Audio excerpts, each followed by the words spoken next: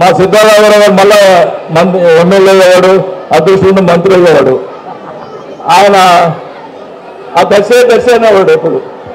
అలా మా ఒంగోలు నేను అడిగా, ఒంగోలుగా పోటీ చేయని అడిగినా, నేను రావండి మార్కాపురం పోతానంటే లేదు నాకు దర్శే అన్నాడు. సీఎం గారు అయినా ఆయనకి సూపర్ మాట ఇచ్చాడు. తర్వాత మార్కాపురం 2 సార్లు అన్నాం. మార్కాపురం ఈరోజు 30 ఏళ్ళు పిలిచేవాడు. ఆయన ఎందుకనో టైము ఆయనకి ఒకటే కోరిక, టీటీడీ చైర్మన్ కావాలని. నేనైతే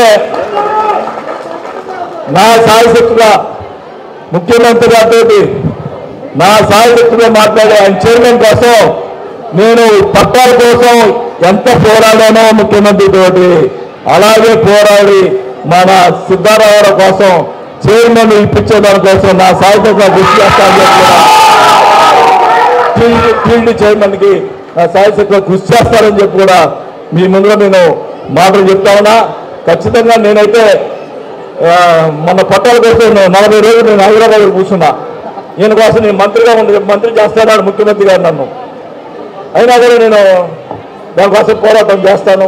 ఖచ్చితంగా మాట నిలబెట్టుకోవడానికి నా సాయశక్తిగా కృషి చేస్తానని చెప్పి కూడా తెలియజేసుకుంటూ, మరి చివరిగా మిమ్మల్ని అందరూ కూడా అదృష్టంగా మీ ఆశీర్వాదం ఇస్తే తప్పకుండా తెలుసుకొని మీ రుణం తీర్చుకుంటామని తెలుసుకుంటానా. ఏమన్నా ఆశీర్వాదం ఇస్తారా లేదా? దయచేసి చెప్పండి.